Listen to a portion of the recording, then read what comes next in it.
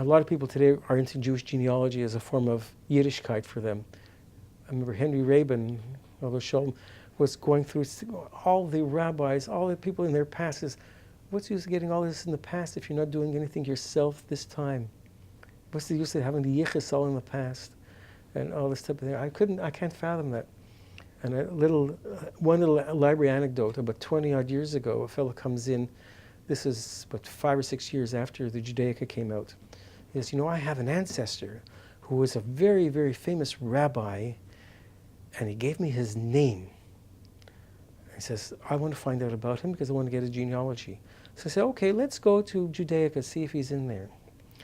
There was a paragraph with 8 or 10 lines on this fellow. What is he known for in Judaica?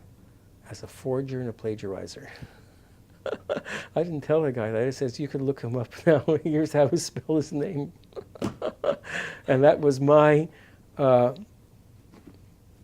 extent of Jewish genealogy. I go back to my father's parents, my mother's mother.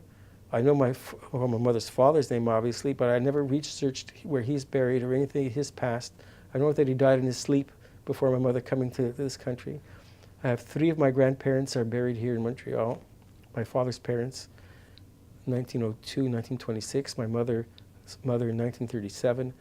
And my parents are buried in that same cemetery with some uncles and aunts, cousins, whatnot. But that's about it.